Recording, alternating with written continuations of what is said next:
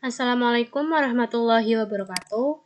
Perkenalkan, nama saya Rizky Alfiani Nurjana dengan NIM 16014190046. Di sini saya akan membahas tentang Islam kemodernan dan keindonesiaan bab 2, menyongsong tahap lepas landas pembangunan dengan tuntunan Nabi Muhammad SAW. Sebelum masuk ke materi yang selanjutnya, sebagai bangsa Indonesia sudah sepatutnya kita bersyukur kepada Allah atas karunia yang berupa tanah air dan negara Republik Indonesia ini.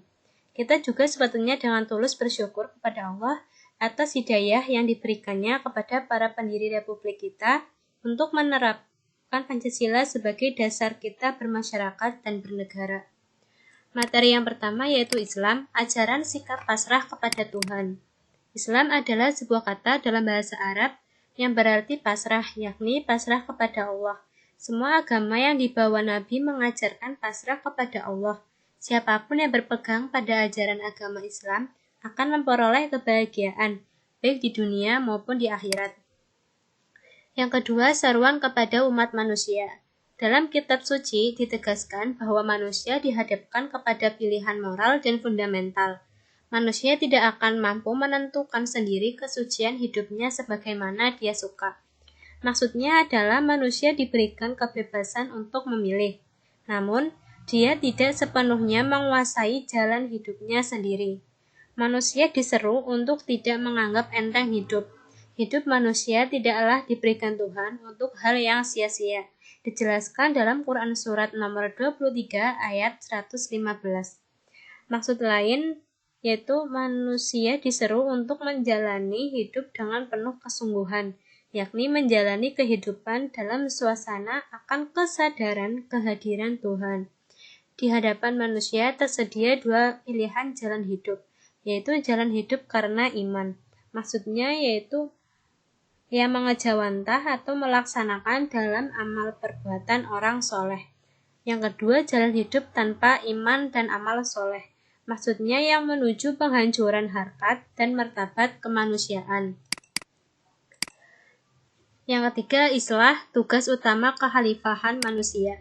Sebagai makhluk tertinggi yang diangkat untuk menjadi khalifah atau wakil Tuhan di bumi, manusia hanya tunduk kepada Tuhan, dan sekalian makhluk yang lain termasuk para malaikat harus mengakui kekhalifahan manusia.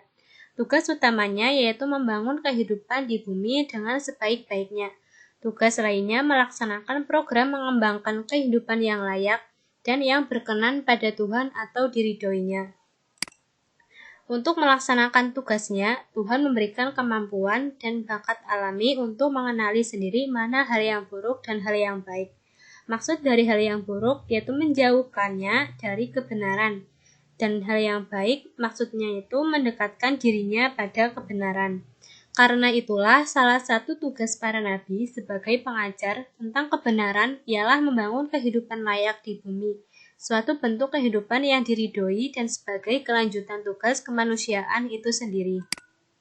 Yang keempat, fitrah manusia. Pribadi manusia mempunyai potensi untuk benar dan baik.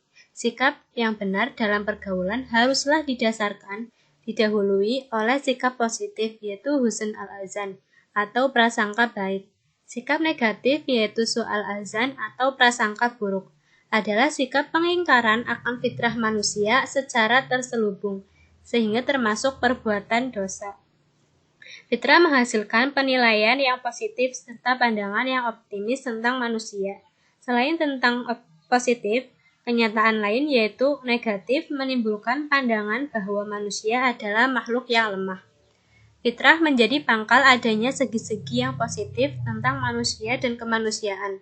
Segi-segi yang fitri itu merupakan kenyataan asasi manusia dan kemanusiaan, yaitu berkenaan dengan watak dan nalurinya yang asli dan alami untuk mengenali kebaikan dan keburukan, kebenaran dan kepalsuan, kesucian dan kekejian.